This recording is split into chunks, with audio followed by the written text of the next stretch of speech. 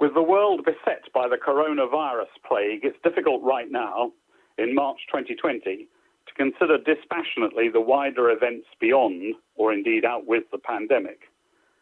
But that pandemic is surely germane to events that will inevitably follow. But of course, like the Athenian plague of the 400s BC, the Roman plague under Justinian, the Black Death of 1347, and even the Spanish flu of 1918 and 1919, it will, of course, pass. But in each case, the death toll, the impotence of some governments, and the opportunities taken by others mean that there was and always will be an aftermath. COVID-19, of course, is devastating for many, but a political opportunity for others. An opportunity will not have been lost on the great power brokers of this world. For those that mishandle it, politicians should expect disquiet, discontent, even their replacement or perhaps even revolution. On the other hand, for even bad dictators, those that manage to contain the virus or control the contagion well, and maybe even pass responsibility for the plagued scapegoats, then the prospect is rosy and exploitable. And of course, this message certainly doesn't seem to have passed Mr. Trump by, as he labels the disease the Chinese or Wuhan virus. And of course, there are also opportunities even for those seemingly less directly involved at the present time, or perhaps portrayed by their media as less affected. Here, opportunities exist for making new friends, gaining new allies, and on the flip side, for undermining competitor alliances and showing them as irrelevant or impotent. Hence, one suspects Russia's very symbolic and widely publicized airlift of essential medical supplies to Italy starting on the 22nd of March, while, of course, at the same time deploying naval assets off the British coast. Some, perhaps just a few conspiracy theorists, have actually posited that COVID-19 is deliberate, an exercise in germ warfare, and that the loss of 3,500 citizens in Wuhan is a small price to pay for undermining the West and destabilizing capitalism. Of course, the truth of this is something for future historians. What is more salient, however, for us is whether, now the pandemic has started, whether China and Russia will use it to their advantage. Well, you bet they will. China, of course, is already enmired in a trade war with the United States as a prime financier for much of the U.S. economy, while at the same time is involved in an ever more militaristic confrontation in the South China Sea, inside what China terms its 9-dash line. And, of course, there is Taiwan. Russia, until 2014, was progressively coming out of the cold, becoming a member of the G8 and conducting the highly successful Winter Olympics, but sadly has demonstrated that bad behavior, pragmatic politics perhaps they term it, is still very much part of her philosophy. She blotted her copybook by massive drug dealing at Sochi, by annexing the Crimea, by assassinating defectors and supporting little green men in the Donbass region of Ukraine. So both superpowers have much to gain from coronavirus, most of it at America's political expense, especially in the Middle East and Eastern Mediterranean. And Britain, too, will likely be diminished during this whole period as it attempts to cling onto America's coattails in the hope of a massive post-Brexit trade deal with the Trump administration. But can Britain be entirely dependable now that she has withdrawn from the EU? Journalists used to say that David Cameron believed passionately in whatever briefing he'd just received. Boris Johnson, on the other hand, believes passionately only in his own greatness. He might like to portray himself as a latter-day Pericles, but in reality his immorality, unpredictability, unreliability, and lack of depth suggest he'll be seen rather more as Alcibiades. But COVID-19 is not just a political opportunity, it is, of course, principally a medical emergency. And in an era of sustained peace, and much, of course, resulting social complacency, the numbers now dying in the manner of their death seem undeniably abhorrent, and therefore worthy of the most extreme measures to stamp it out. Sadly, though, that attitude is strategically naive. In the UK, for example, the most extreme predictions have suggested that up to 200,000 UK citizens may die. However, when measured alongside the annual death rate in the UK of some 600,000, that figure seems small, especially when you consider that many of those 200,000 would likely die in year anyway, and that the additional or marginal deaths will be far, far lower. That's not to minimize the social or personal cost of each additional death, but it does put it into context, especially as this 200,000 figure is likely to be wildly pessimistic. At the time of writing, there have been some 550,000 global cases, of which there have been approaching 24,000 global deaths. But that's still no more than the UK losses on just the first day of the Battle of the Somme. But quite apart from the medical aspect, the economic applications will be far-reaching. The UK Chancellor has just committed to pay up to 80% of the salary of each worker who would otherwise be laid off. This charitable action mirrors actions taken by finance ministers in the US, Denmark and France, to name just a few. The problem is there is no underlying national pot of gold to support such largesse. And in each case, indeed in virtually every Western country, this beneficence must be paid for by loans and or by printing money, or quantitative easing as the euphemism labels it. Since the corona pandemic could, if the events of 1918 and 1919 are anything to go by, last for maybe as long as 18 months to 2 years, by any conventional economic measure, this would bankrupt almost all Western economies. At the closing stages of World War II, the Allies met at Bretton Woods in the United States to plan the world economy after their victory over the Axis powers. This meeting, together with the Marshall Aid Plan that followed, laid the foundations for the economic growth that followed the end of the war and lasted almost until the present day. In the wake of COVID-19, much of the world economy is likely to be in similar straitened circumstances, and I suggest that Nobel laureates need now to accommodate the new massive debt to begin crafting the shape of the new global economy to create the economic stability and positive growth rather than accept the chaos of the 1920s or that which followed the Black Death. So how relevant is this then to the strategic cauldron that is the Eastern Mediterranean and its neighbor, the Middle East? Perhaps one should ask, in the wake of COVID-19, what are or will come to be the strategic drivers that will shape the region? Is it oil, water perhaps, mineral resources, or people? Well, the answer as ever is people. They drive all other demands, create conflicts, and of course, transmit disease.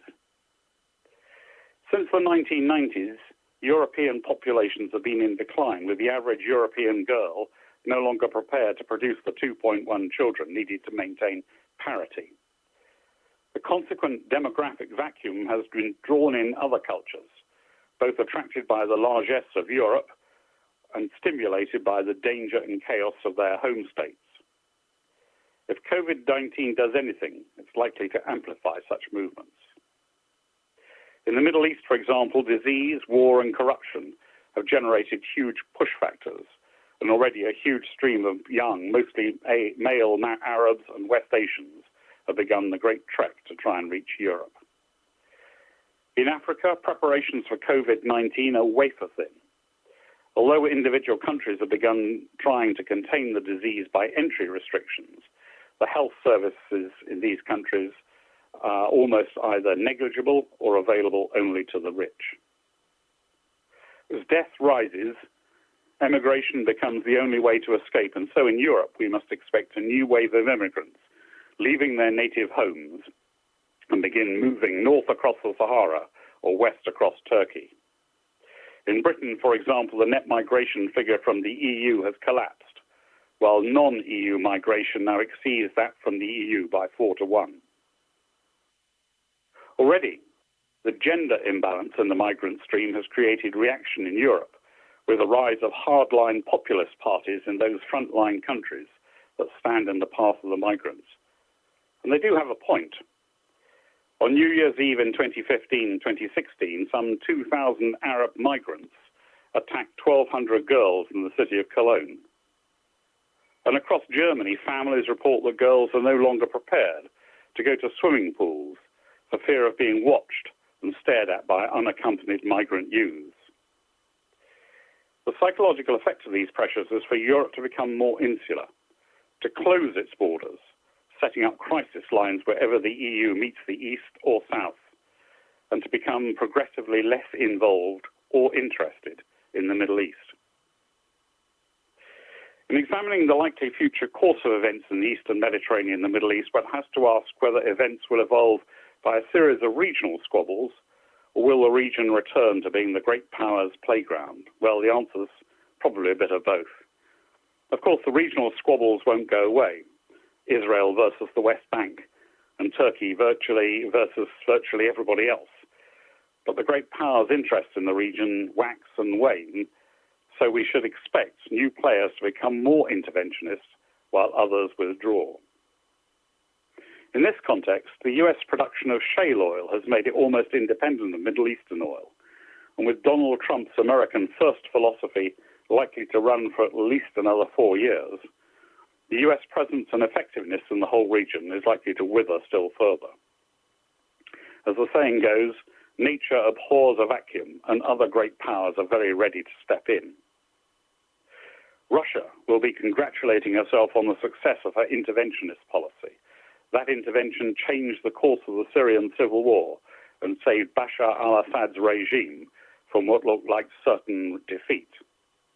And all, it has to be said, at very little military and political cost to Russia.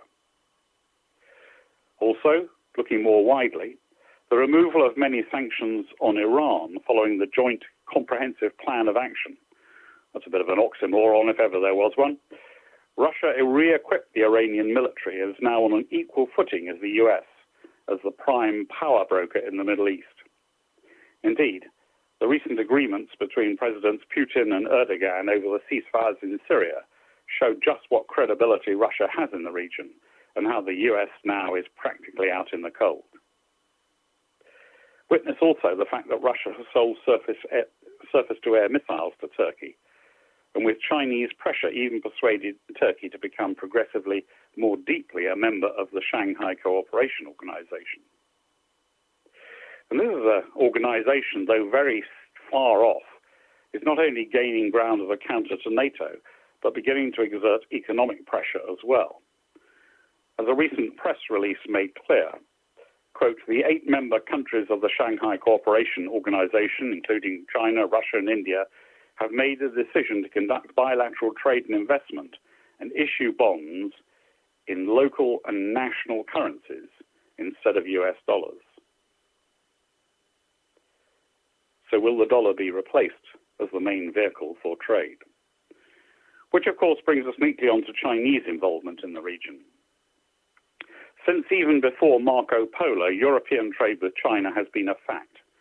Remarkably, even Pliny the Younger bemoaned the fact that Roman women were addicted to silk and that this trade was causing massive gold outflows which Rome could ill afford. Rome did, of course, have a way of mitigating this, as many of its gold coins that were heavily adulterated, if not actually plated, which is why so many Roman coins of the empire that have been dug up in places like India have deep scratch marks across the face to see what metal really lay beneath. But China, though, awoken from its long isolation, has already overtaken the US in global manufacturing output and now sees itself as replacing the USA as the world's leading power. China's Silk Road policy leads directly to and through the Middle East, and as the European Council's website makes plain, China has significantly increased its economic, political, and to a lesser extent security footprint in the Middle East in the past decade, becoming the biggest trade partner and external investor for many countries in the region.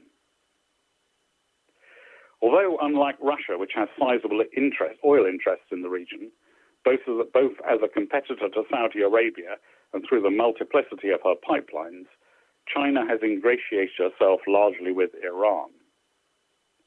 Some 23% of all its non-oil exports are with China, and China is Iran's largest oil customer as well, with total imports last year of approximately 29.3 million tons, according to Reuters.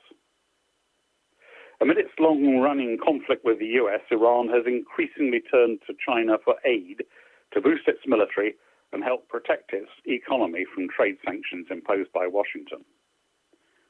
Moreover, according to the South China Morning Post, strong ties between Beijing and Tehran have been evident as tensions have risen in the Middle East, triggered by the killing of Iran's top military chief, Qasem Soleimani. Which brings me, therefore, tidily to my main concern, which is Iran. Hitherto, support from Russia and China has bolstered the regime, allowing the gerontocracy to prescribe a form of Shia Islam that the West finds incredible, but which younger metropolitan Iranians do now balk at. As a political weapon, Shia Islam has been successful, encouraging Tehran to support Iraqi friendship, maintain the Alawite Bashar al-Assad in power, and enabling Hezbollah to control Lebanon. All this activity thereby giving Tehran a power structure and influence that extends all along the north of the Persian Gulf, roughly from the Hindu Kush to the Mediterranean. But things may be about to change. Growing dissatisfaction with the aged and medieval mullahs is already reflected in street riots, and now that COVID-19 has struck, in a burgeoning death rate. Iran is in third place in the virus toll, with over 1,800 deaths and at least 23,000 reported as infected. Apart from Iran's sweating deputy health minister, who had clearly been infected and was seen on television, others are as well.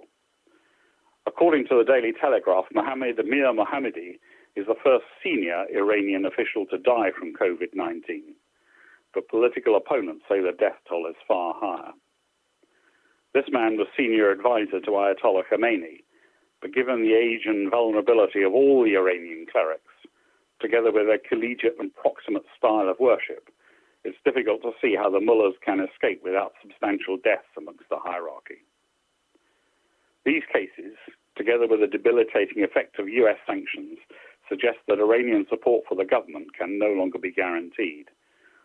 Some 300 were killed in street rioting in Tehran because of fuel price rises, and I, for one, would not be surprised now if the theocratic regime in Tehran fell sometime soon after the plague had finished.